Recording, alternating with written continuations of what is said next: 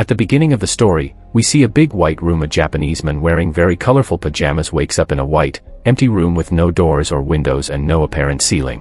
When he approaches one of the walls for a closer look, he finds something peculiar sticking out of it, a protuberance shaped like a male member.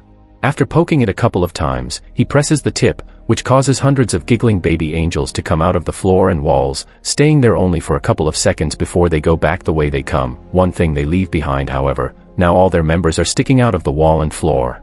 This is the phase known as learning. As he sniffs the finger he used to touch the weirdly shaped button, the man screams in fear, followed by crying out and begging for help from whoever may be around, to no avail. He decides to start pressing the various buttons to see what happens, and every time he does, a different random object falls into the room, from a small toothbrush to a big vase. By pressing the same button again, he is given the same object, and that's how his testing of this concept on one particular button gives him a big pile of chopsticks. His amusement is short-lived, however, when he presses the button next to the chopstick one and a small cart comes out of the wall and hits him on the legs. The next button he presses after crying out in pain transforms into a butt, which passes gas on his face.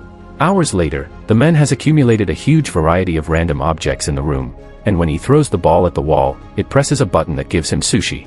This excites him since he's been getting hungry, but he realizes that he's missing soy sauce. He asks his captors for it, but as always, he gets no answer, so he repeatedly presses one of the buttons until he has a bunch of sushi in front of him but still no sauce.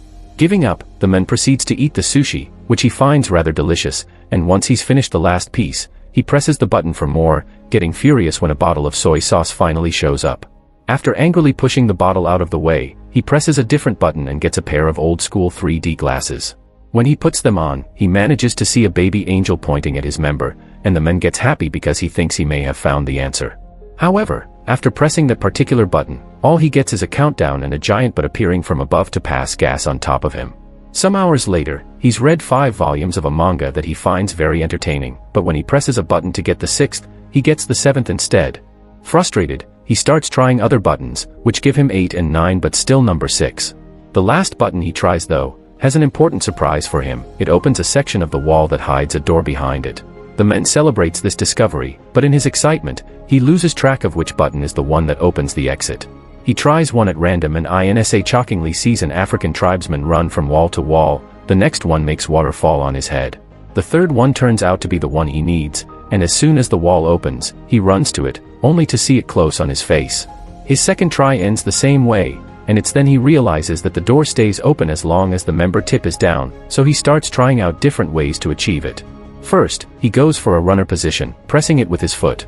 Next, he hits it with a fly swatter from as far as possible, hoping the distance will make a difference in his running time. None of these work. His following plan is to get on the cart and push it after pressing the button, but after a few tries, he comes to accept he simply can't control it. What he needs to do is find a way to keep the button tipped down. He puts the huge vase on top of it, but the button manages to stick back up again, so the man reaches the conclusion that he needs to fill the vase to make it heavier.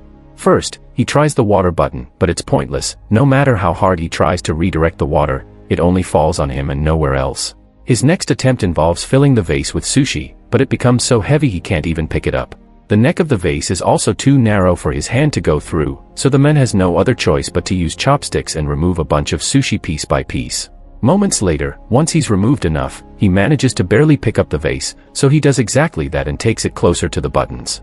When he gets there, he finds himself having to put down the vase on the floor because he has lost which button it was again, and when he tries one, the African tribesman comes out and accidentally bumps into the vase, causing it to crack and break in half. This sends the man over the edge, who, as he freaks out and yells non-stop, finds the right button and begins covering it with sushi. This, of course, doesn't work either, and the little member pops up among the rice. Then the man tries covering the button with tape, followed by tape plus a steel plate, but nothing works.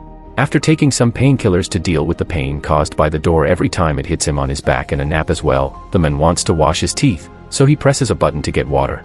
It was the wrong button though, and this one reveals a rope falling from the ceiling. This instantly improves his mood because it gives him an idea for a new plan. He opens the door, then uses the rope to swing himself across the room and make it before the door closes.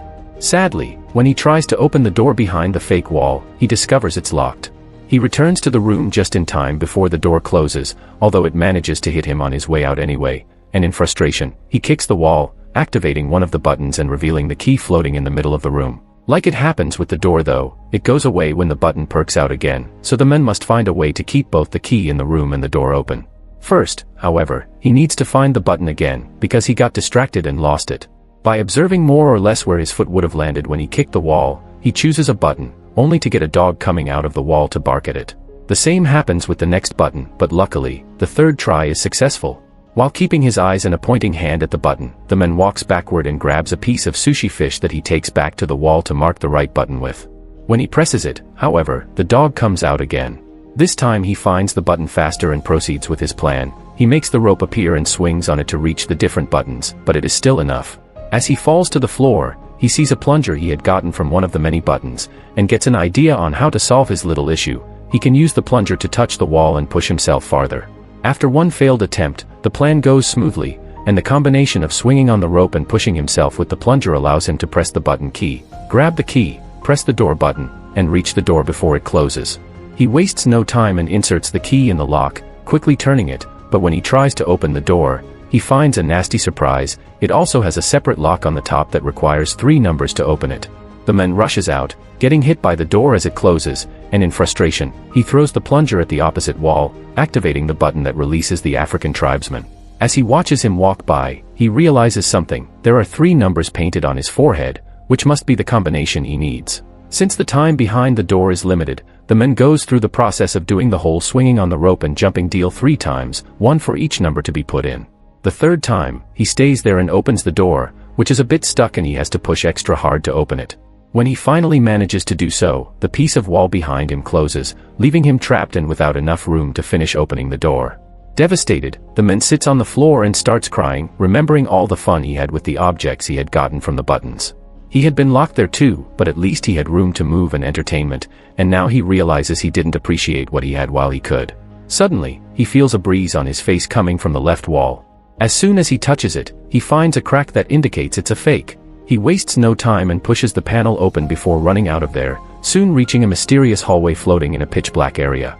It feels like he spends an eternity running towards an exit, and when he finally makes it to a room, his hair is longer and the colors of his pajama have faded. This room is also empty and the door he uses closes as soon as he enters, but instead of baby angels, here there are adult ones, who also disappear into the wall and only leave out their members to be used as buttons. This is the phase known as practice. The man in the mysterious room presses a member button and causes Escargoman to magically extend his neck and knock out both opponents with a hit of his head. Seeing no results, the man starts trying out different buttons. One causes the singer of a metal band to breathe fire above his audience during a concert in Los Angeles. The other makes a Russian magician fail his trick when he tries to make his assistant disappear, and the third one makes a man in China bark at his own dogs. The man is about to give up when he sees some light coming from above and notices that unlike the last room, here there is no ceiling and he can see the angels flying around in the distance. He decides to try something completely new this time. Instead of pressing the member buttons, he will use them to climb the walls. It works, and every time he grabs a button with his hands or steps on them with his feet, something amazing on earth happens, from flowers blossoming to an elephant dying. The higher he goes, the more complex the effects become. It's not only nature anymore, there is also humanity in both the little and the big things, like a toaster and landing on. By the time he makes it to the top, both the man's hair and beard had grown long, and he doesn't need to hold on to the wall anymore. Now he can float as well, just like the angels, and using all his experience gained from the training at the previous rooms, he embraces his role of God and begins choosing humanity's biggest hits on purpose instead of randomly pushing buttons.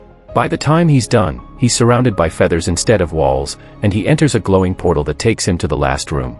This one has the continents on its walls and a huge member button that the man is about to press. This is the phase known as future. Make sure to subscribe and turn on notifications so you can watch more videos like this. Thanks for watching.